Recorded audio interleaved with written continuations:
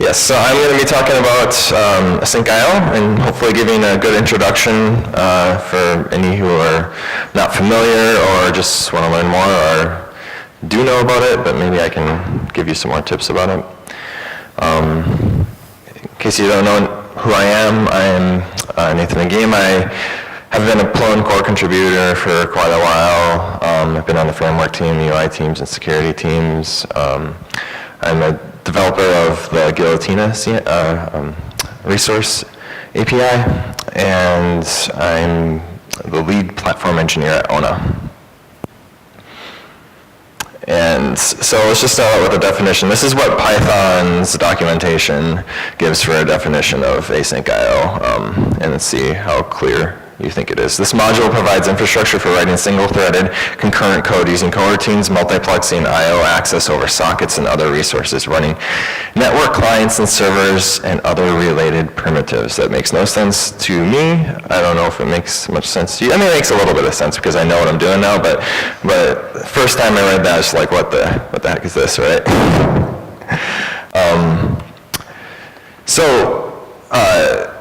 Asynchronous programming uses the async await syntax. This is similar to what JavaScript, this is similar to the JavaScript way of doing things, if any of you guys have done JavaScript. JavaScript actually supports the same type of syntax, so JavaScript and Python code can look similar, actually. Now, with the latest JavaScript and TypeScript. And by what we mean by asynchronous is that we do not block for input and output on a TCP socket. So any network activity is not going to block the thread from running other code. So it's all about what's blocking other things from running. And this is kind of what it looks like. This is a really simple example. You define your asynchronous functions with the async keyword, and you wait for result of asynchronous functions with the await keyword. So why is this useful? It's because web applications use TCP sockets, and a lot of web applications there's a lot of network involved in providing a web application in various different places in the web application, not just the interaction between the user and the server, but in other places with database and everything. And it's a way to improve performance and scale your applications. You can also think of microservices. So if you're connecting to other smaller apps in your microservice infrastructure, well now connecting to those does not block the execution of your application. And the event loop is really optimized, and it can allow you to handle a larger number of network connections at once. It's just like using operating system provided mechanisms with polling, and so it's really optimized and fast. So again, code does not block on network activity. So you can have a lot of network activity running simultaneously, and it doesn't block while you're running that code. So that also means you can have long-running requests, and it has very little performance impact. So you can think of HTML5 WebSockets. You can hold a bunch of those WebSockets in memory on your server, and it has very little performance impact. Doing this with a server like Plone is impossible. You can't. And what you need is Python 3.4 or later, but the best features with the latest syntax and performance is in 3.6. And so since this is a Plone conference, and most of you are probably familiar with, I just want to set the stage of how web servers are typically designed, and then we'll talk about why Asyncio you can benefit from Asyncio applications. So this is Pyramid, Flask, Django, Plone, and a lot of other frameworks. This is the most popular frameworks. This is how they're typically designed. They're a threaded model, and a user request from the browser goes to the web application. It sees if there's an available thread, uses it, renders the request, sends the response back to the user. So every single request is tied to a thread. So the number of simultaneous requests you can serve at any moment is the number of threads times the number of processes you have, and that's how many requests you can do at any given moment. So you have to make sure you are extremely fast in finishing a request. That's the whole stack of, like, if you're doing any network calls, they have to be extremely fast, and you can't have anything that's going to hold up the response. And like, as I said, you cannot do WebSockets, or you cannot have long-running requests. You need everything to finish really quickly. And then threads in Python, as we know, so if you wanted to scale up to have more simultaneous requests, threads in Python are expensive for context switching in Python, and processes are expensive on RAM. So in Plone, like, it's well known that it's optimized to only have 2 threads per process. That's the most performance you can get. And Plone already uses a lot of RAM, so if you want to have more performance, you got to spin up a lot of servers to be able to handle more and more performance, and it's expensive and slow.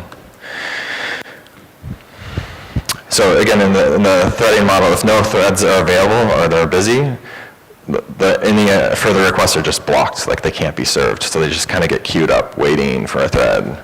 And so if you ever like have had just thundering hurt on your server, they just like, it'll just kill your server, and there's no way to recover because all of those are just waiting to get processed. And actually, like, really the only way you can fix it usually is to restart your server, because that's the only way you can really drop all those requests and recover it. And it's because they're waiting for an open thread. And that network traffic is used everywhere, not just between the client and the server. It's used, so browser, server, that's obvious, right? But it's used to the database, for caching, authentication often, if you're doing LDAP or OAuth or whatever, it's using it there. Any cloud services you're interacting with.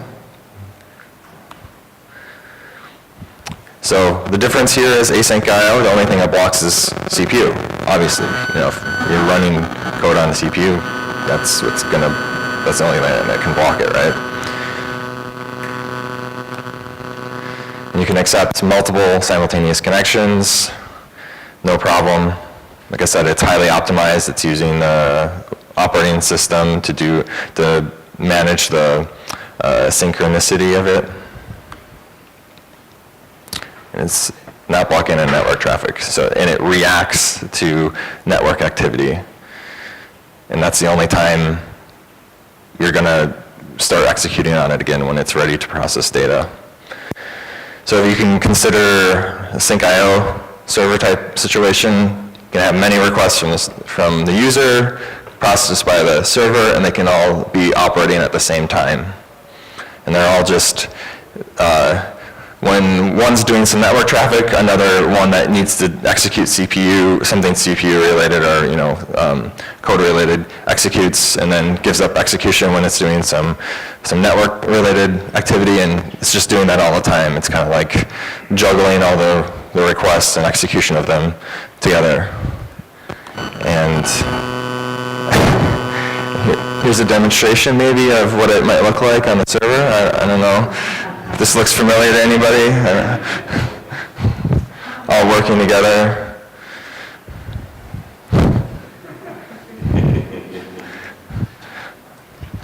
But CPU is the limit. Async IO is single threaded, so you're not doing the context switching, but so the CPU is the limit. You scale with more processes. Or if you're connected to, you can also scale by connecting to other microservices to handle other processing, because like network traffic isn't a problem, so you can push different processing off to other microservices. So in order to benefit, your whole stack needs to be async IO compatible. So if there's anything that isn't async in your stack, it's going to be blocking on network traffic for that part of your stack, and that's really bad, because then it's blocking execution for everything. Nothing else can run on the loop while you're doing your non-async IO related thing.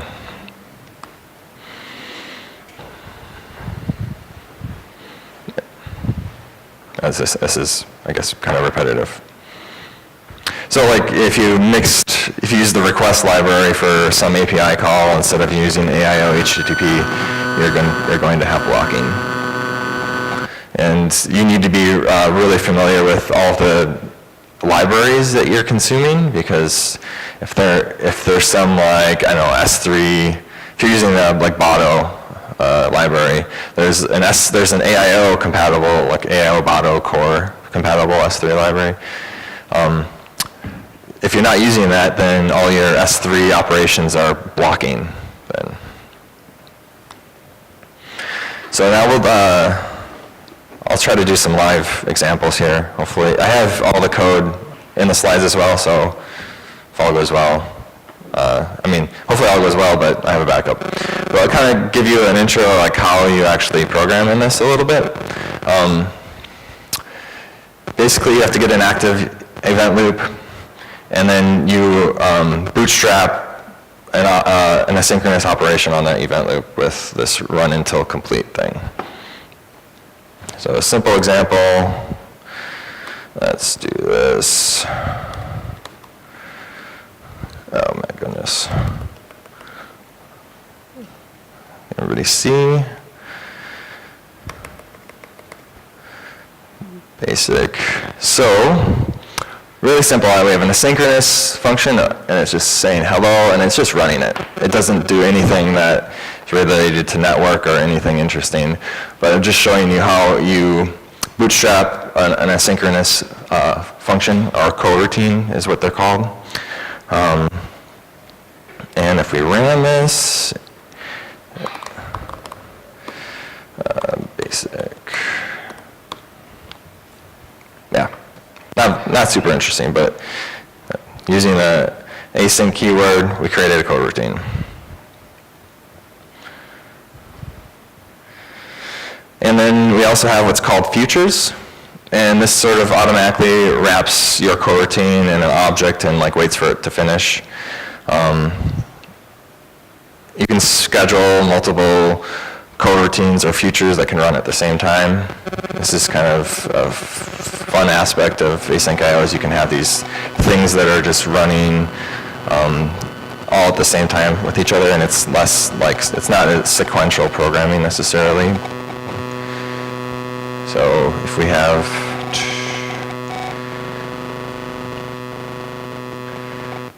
so in this case, we're running two futures, and after we execute them, we wait until they complete afterwards. And one of them waits for half a second and prints high 1. So that's the first one. And the other one just prints high 2. So even though this one was called after, even though high 2 was called after high 1, because we're waiting on the first one, the high 2 will get called first before high 1. And then this is just to ensure that we finished the execution of these futures before we exit the application.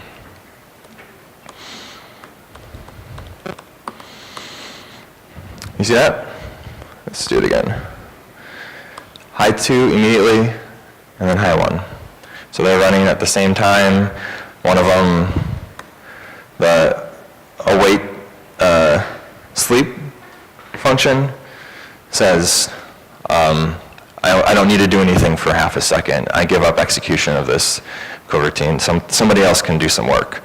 And so the loop finds hello 2, prints it, and eventually hello 1 gets scheduled, and it prints.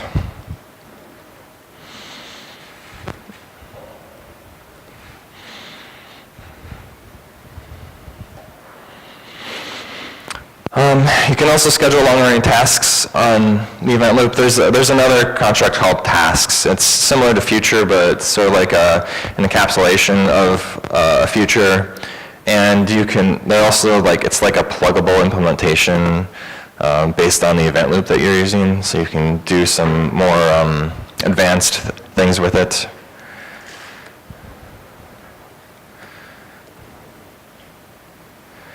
So here's the task example. We just use the event loop that we created, create task with my coroutine up there, the async function. And all this is doing is running forever and printing hello at a random sleep interval, just so you can see that it's running and it's giving up execution. And we are running a sleep of 10 seconds and waiting for it to complete, because it's just a way of showing that we're running the program for 10 seconds and then we're stopping. So once this is done, we're just going to cancel this task. We can't wait for it to complete because it's never going to complete. So we cancel it, and it finishes executing, and we exit the program.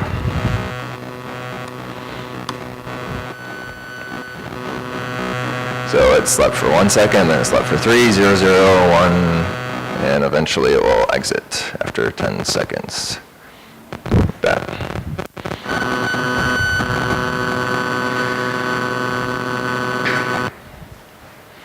So tasks, futures, coroutines. Why do we have a distinction? Well, I mean, I kind of explained why we do, but it can be a little bit confusing when you're getting started. So you can kind of consider these all synonymous until you dive deeper into how to use the more advanced features of async IO. And we talked about this. We talked about this part. So what I mean by this is everything up the call stack needs to be asynchronous when you're engineering these, the use of async IO. So if you're in a non-asynchronous function and you want to do something asynchronous, you can't, because you don't. You can't wait on anything asynchronous because you don't have the executing loop to be able to do it with. So you need to have a running event loop to run your asynchronous code with. But once you have an asynchronous loop running, you're good. So like an example of this, like this syntax is not allowed here because there's no loop running during this. This is the module level. So you can't do an await in the without doing, without first bootstrapping in a run until complete function. So this will throw an error.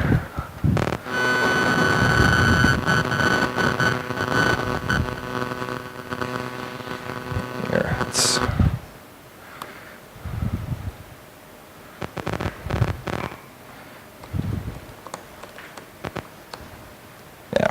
syntax error, because you can't do it there. There's no.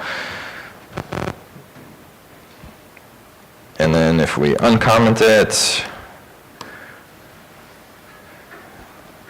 so yeah, and then moreover, print foobar 1, right up there is an asynchronous function. So if you call it without doing run until complete or an await keyword in another coroutine, it's never going to actually run, because this is not scheduling the actual execution of it on the event loop.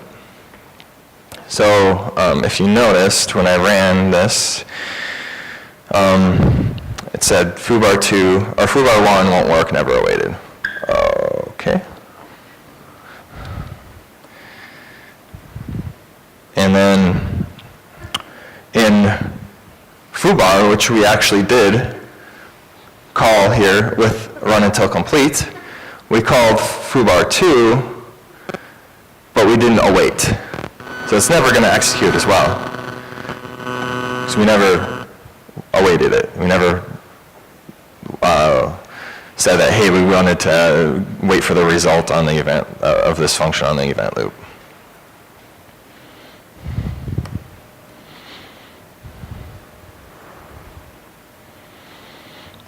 So async IO is single-threaded.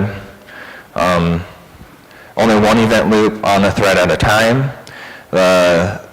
It's not, the various parts of async IO are not thread safe, so if you try to do multi-threading things with it, it's not safe.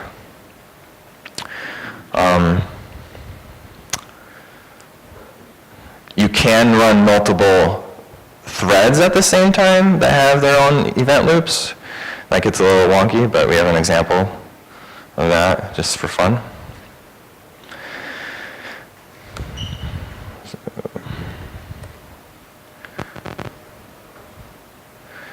So this example is a thread. We have a thread object, and it's creating a new event loop in the thread, running that running this run function until complete with that thread. And all this is doing is sleeping a random number and saying hello from this thread. And if we look here, we are creating 5 threads and starting them and then joining them. So we should get some random results here from 5 threads and 5 event loops that are running.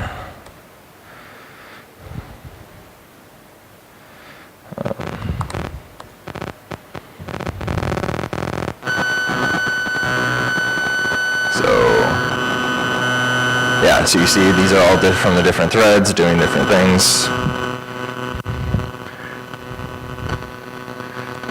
And as you can see, queue them all up and then waiting to finish. And then it finished. So it's like,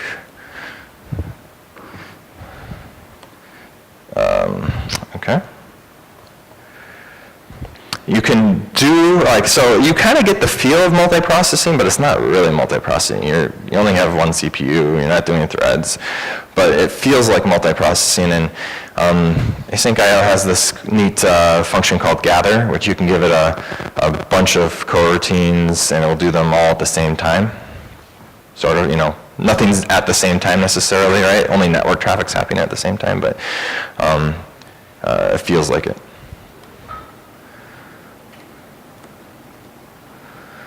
So, wait, which code was this? Gather up high. So here's an example of just downloading HTML response of Google, Facebook, Twitter, and Stack Overflow.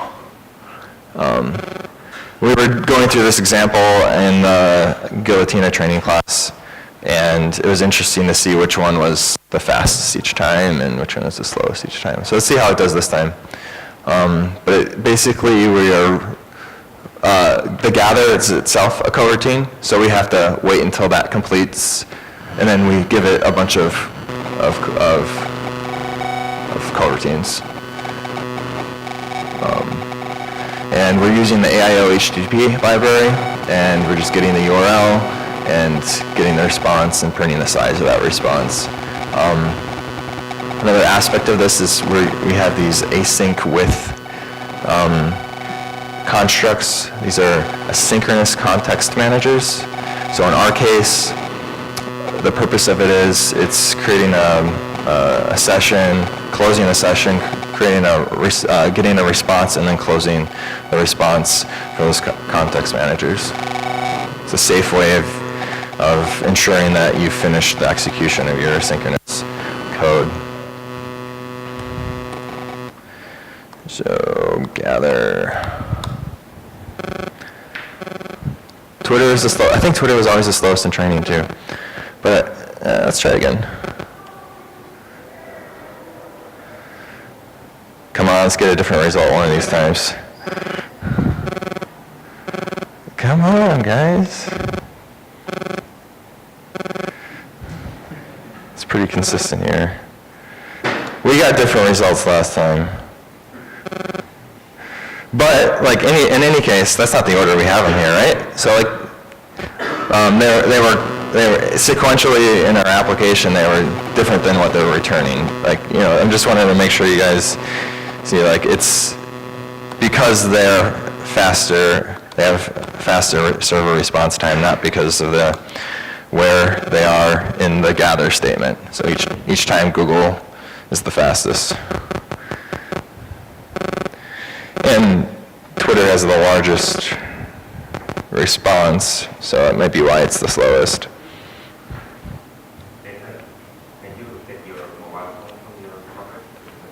Is it?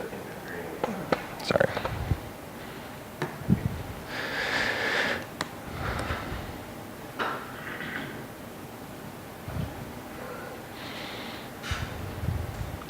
can also use yield with async IO with for loops. So it's kind of neat because you can have generators. And another code example, which was, sorry, yield up high. So in this example, we are we have a generator that, so we run foobar2, and we're running the yield function that says before yield print, and it's giving up execution right there, and then it's printing yay, I've been yielded.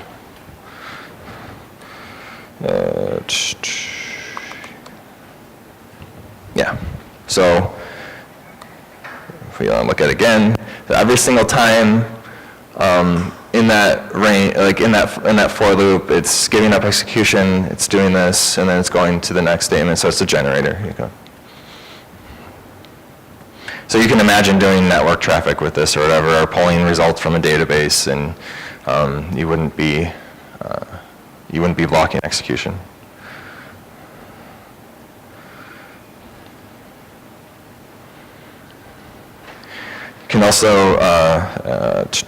You can also schedule things to be executed on a delay.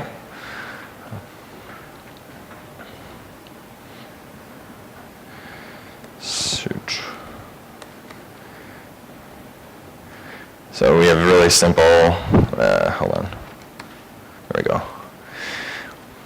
Getting the event loop, call it 1 second later. Getting the event loop, call one at a specific time and use the event loop time, not the actual like time.time or something like that, but the event loop has a more precise time for what's going on in the event loop.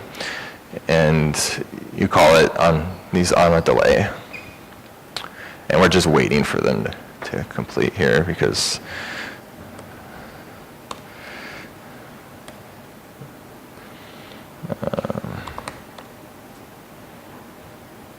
okay.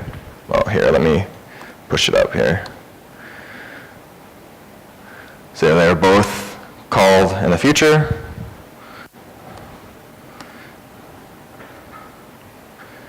So we also, Async IO also has this concept of executors, and this is to make non-asynchronous code asynchronous. So you can have, if you do have code that's networking code that is not asynchronous, you can call it with an executor, or if you have something that's really CPU intensive and you don't want to block while that's running, you can run it in an executor. And the default executor is a thread pool executor that Async IO provides. I actually don't know the details of how it's implemented, but it does seem quite fast.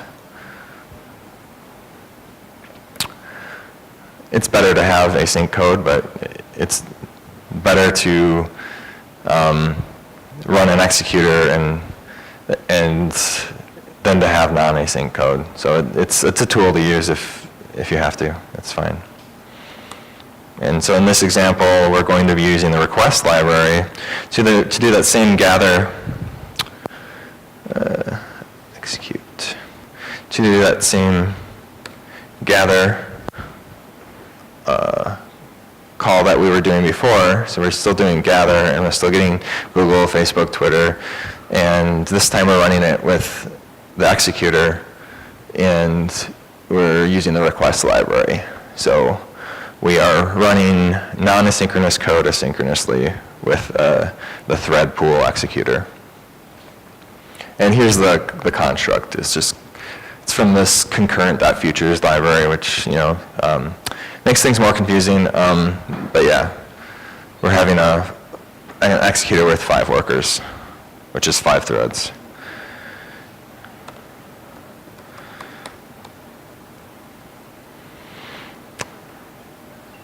Hey, Facebook responded first that time. That's interesting. I wonder why. Google's back. Maybe it was like DNS or something. But as you can see, also just to demonstrate that these are all running synchronously, foobar is the last one here, but it got printed first because there's nothing that it's waiting for to do. It's just to demonstrate that the executors are working, they're not blocking, the code is running asynchronously. So we saw Fubo was printed right away, and then everything else got printed.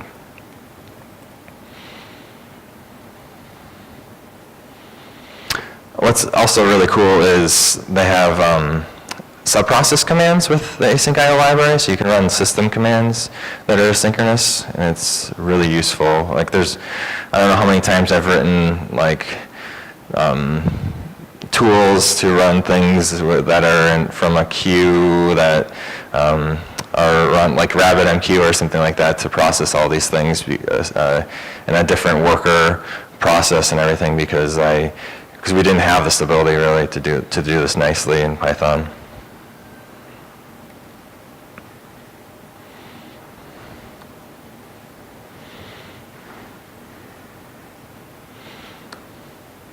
Here, can we see this? Here. Okay, so we are running 2 commands on the system, and we're using gather, so they're running both at the same time again. And one is just sleeping, the other is echoing hello. And we'll see when one starts executing and when one is done. So the sleep should finish last, the echo should finish right away.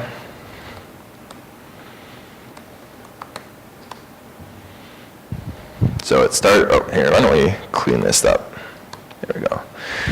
So sleep started executing, then hello, and then hey, we're done with the echo hello, and then finally done with sleep is called.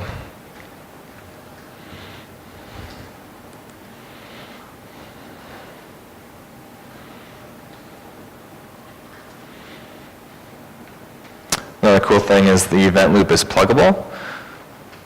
So there's a Rust, an event loop written in Rust that you can use. Some of these get different performance. You give different performance gains for different types of applications. So there's some different ones. KoreasNut, that's a little bit different, but just you can look at it if you're interested. It's not really a plugin. It kind of works differently, I believe. I haven't tried it, but here's some really useful Asyncio add-ons or packages. The AIO HTTP client, that's our package. It's like the most useful and important Asyncio package that you can probably use. And Elasticsearch, Async PG is for PostgreSQL. AIO Redis, one of the guys who works on it is right here. So that's pretty cool. And AIO Core for S3, or I'm sorry, for just any Amazon Web Service type stuff. And there's a SMTP mailer library as well. There's a lot more. It's gotten really good over the last few years. It's been, it used to be like, well, it's hard to find asynchronous packages for some things, but now you can almost find everything you need. It might not be they're not as mature as the synchronous counterparts, but it's gotten really, really good. Debugging can be a little bit more difficult. P2Bs are annoying if you try to put a P2B somewhere because you lose sort of like execution context. Because if you're going over an await statement, since that's giving up execution to the loop, you kind of lose like where you are on the call stack or what you're actually executing. So you don't. So it gets really frustrating to deal with. And also P2B causes the event loop to stop because like you're executing right there. So you can't run any async code there. And also regular Python command prompt you can't do async stuff because it's blocking. The command prompt itself is blocking. But there are some tools to help you in some of these things. There's AIO console, and that allows you to have like this interactive prompt that's running the loop in the background, and you can do async, you can do await calls directly in the prompt there. So it's kind of like an alternative Python prompt, and you can play around with async code directly. And there's AIO monitor, which you can see all the running tasks on the event loop. It's really nice. wait, going the wrong way, sorry. Oh, and then there's Guillotine, that's like the best, right? So you gotta give it a try. Fully asynchronous, we do all the hard async stuff, so you don't have to. You can just have fun with it. And there's just a lot of good examples in it too for how to use async IO. One nice thing is that's coming, don't know what's going on with this. It's worse than last time. Okay, one nice thing that's happening in Python 3.7 is they're having context variables, and it's kind of like thread locals, but for async IO tasks. You can do it right now with the AIO task context Python package. But that's one nice thing that's going to be coming up. And with that, I'll take questions.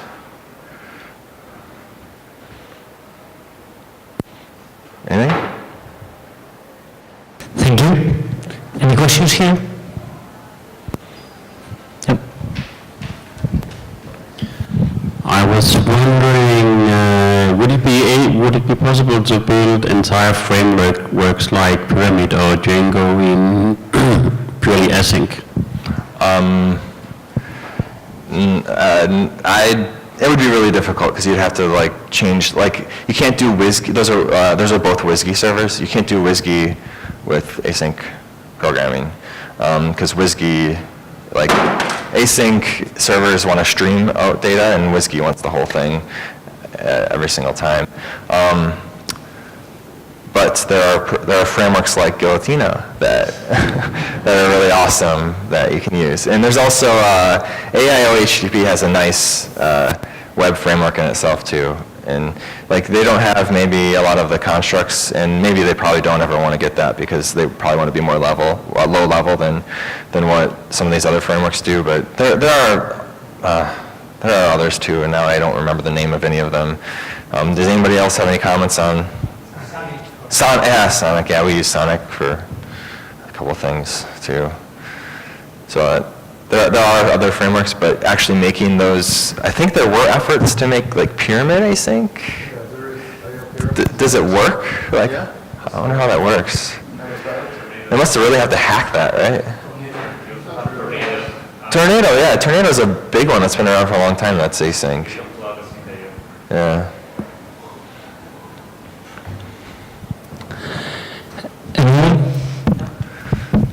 What was the most challenging thing to you related to Asyncio?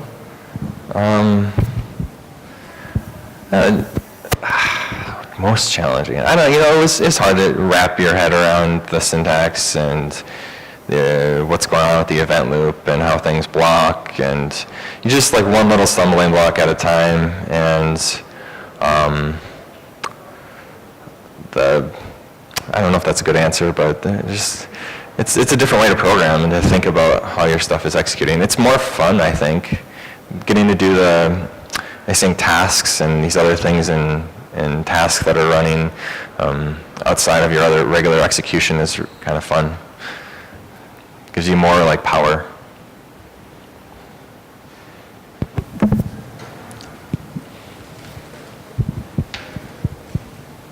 Yeah, thank you.